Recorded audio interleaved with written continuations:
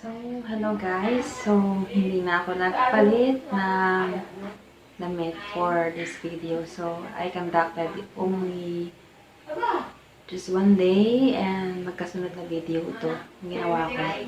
So, ang ating next video is tungkol sa mga questions about call center. So, if you want to know more about those questions, keep on watching.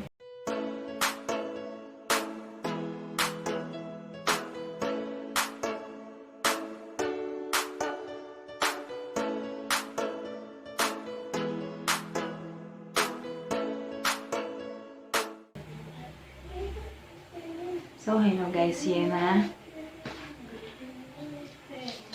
Meron tayong mga bagong topic or questions na ma-encounter natin when we will go to the interview.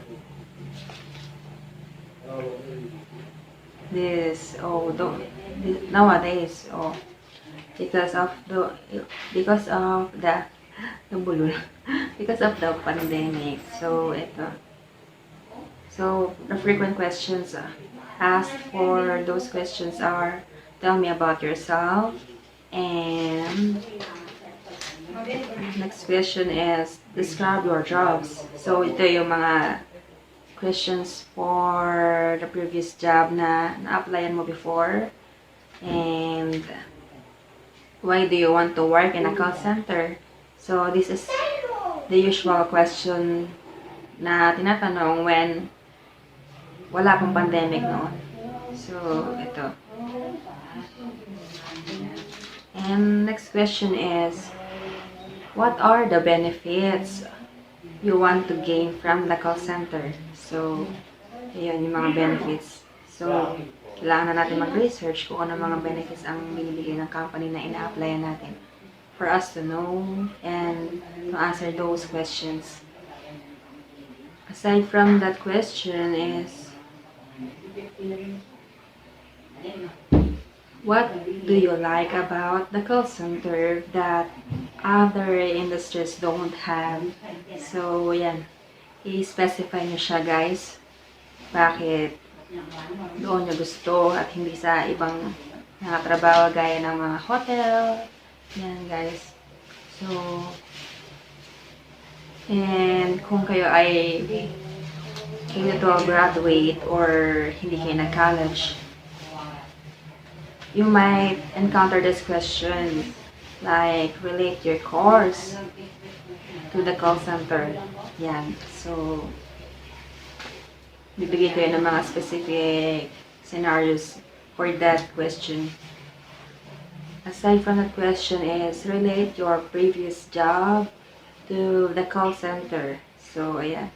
Kung wala mang pagkakaparehas, you can answer that question by setting an expectations to the customer. So, most likely, lahat naman ng industries natin ay may customer. So, napaka-general na lang ng question na to or ng sagot na to. So, what is customer service? Yan ang next question sa inyo. And any customer service experience? You will also encounter this question. So, if you haven't an experience, you will say no. And kung no, for example, you are working or you work in a non-BPO company, you will relate, like the customer is like in a mall or a supermarket. You assess those customers, and literally this is the environment you will have in a call center. Aside from this is, do you believe that the customer is always right? You might encounter that question. So, literally, wala pa akong answer for that question, but I have that in my mind. And what did you do to survive during the pandemic? So, ayan. Huwag niyo sasabihin guys na may business kayo or stable yung business na yon. You might say you have a small business, but that is for extra or extra only, like you cook kutsinta or leche plan. Those answers may vary to that question. Where do you live and how do you commute? So literally, they ask this question for them to know that you they may know how do you commute and how long does it take to for you to go to their company. The next question is, what if there is another nationwide lockdown and all public vehicles are not allowed to operate? So, yan. How will you get to the office? So, yan. Paano nga daman pagka dumating yung another pandemic or lockdown? So, definitely, wala kang masasakyan. So, the safe answer for this question is, hanap ka ng boarding house or you have a private vehicle like motor. So, this is the safest answer for this question. Can you work on site? Syempre definitely yes.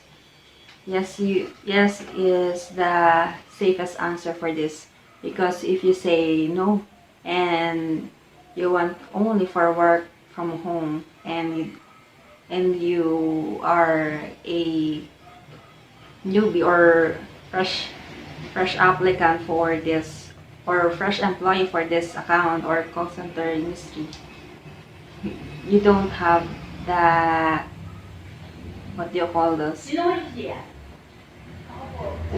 have to train well before you go to the work from home account or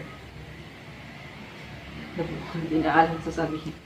Basta ayan guys,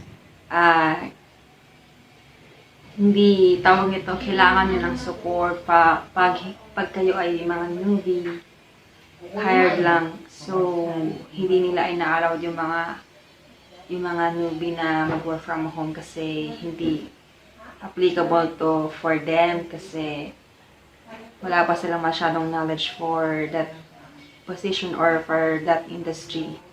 So, you may encounter that if you say work from home and you are a newbie, they will say that if you decide to apply or to change your mind to work from home site, then you can reapply 3 to 6 months after. Yan. So definitely hindi ka nila tatanggapin kasi you said no for the work from home. And next question, if ever given a chance to work from home, do you have a computer?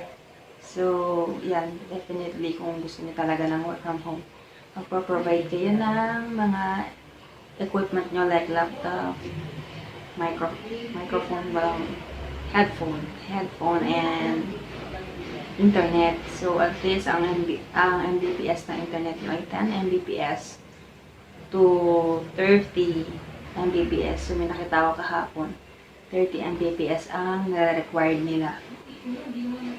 So, pero definitely kapag hindi ka pa rin, inulit ko, hindi ka talaga nila papayagan mag-work from home.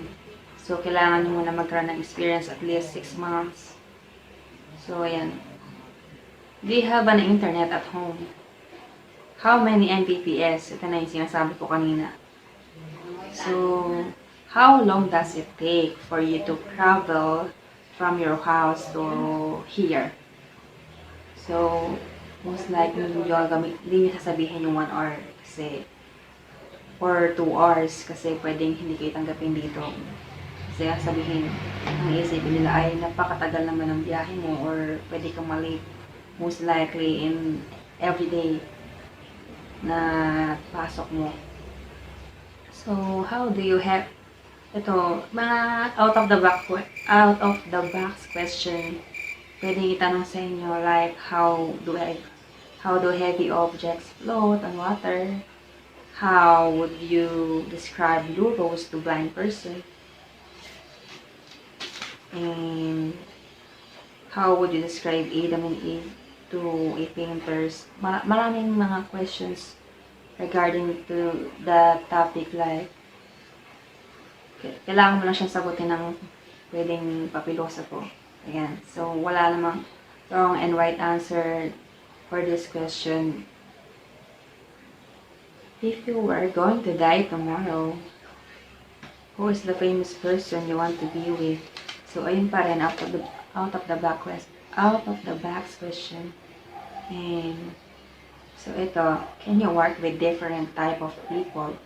So, kaya ito tinatanong sa inyo kasi madami kayo sa call center. And how do you handle criticism? So, dito, chinecheck din yung character nyo or behavioral nyo. So, ayan. What will you do if you receive criticism or feedback from a much younger employee? So, ayan. Isa pa yun. Behavioral.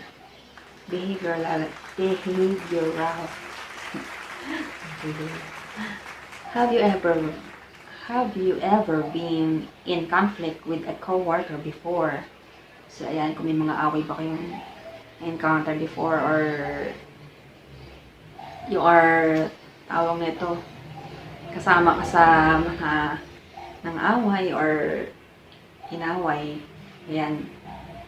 How did you handle it? If ever you were, how would you handle it? So, if wala pa kayong experience or wala pang gantong senaryo nangyayari sa inyo, pwedeng sabihin yung kapag may nangyari sa inyo, anong gagawin nyo, ganon. Siyempre, company policies pa rin ang titingnan natin or ang tawag nito ang susundin natin dito sa procedure na to kahit sarili na natin yung naaapakan. So, yan. What will make you late or absent or resign? So, definitely hindi sasabihin yung mga totoo or honest reason na kung bakit ka magre-resign o malilate or absent. So, yan. Kailangan lang, yung mga imposibleng mangyari, bakit ka magre-resign or bakit ka ma-absent or malilate. Okay, next is describe your typical day in your previous job, school, business. So, ayan. Dito sa question na to, ang gusto lang marinig ng interviewer nyo is paano kayo sumagot or kung tuloy-tuloy ba ang inyong pag-i-English. So, have not tried yet to apply, but let's see. So, if you want to be a call center agent, why did you not do it before? So, ayan. Kasi ang naisip ng mga call center or mga interviewer, maybe pandemic ngayon or natanggal ka sa trabaho. Kaya, ang gusto nila mangyari ay sagutin mo bakit ganun, bakit ngayon ka lang nag-apply sa kanila or bakit ngayon ka lang mag-a-apply sa call center, ba't hindi pa noon. So, ngayon pa, nagka-pandemic, kaya ka lang nag-apply. So, ayan.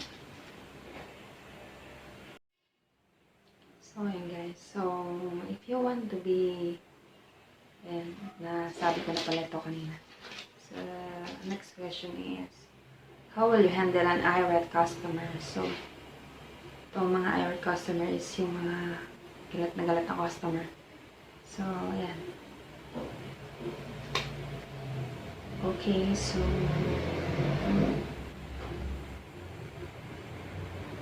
last question is, why do you consider to be the best or the best day of your life?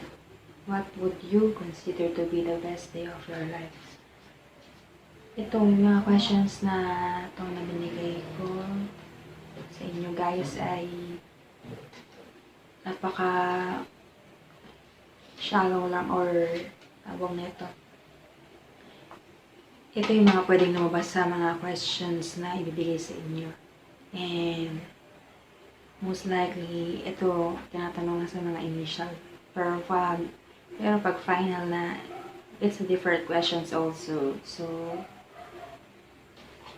bago kayo mag-apply sa mga call center, keep on watching those videos from Vanessa. Pwede. Vanessa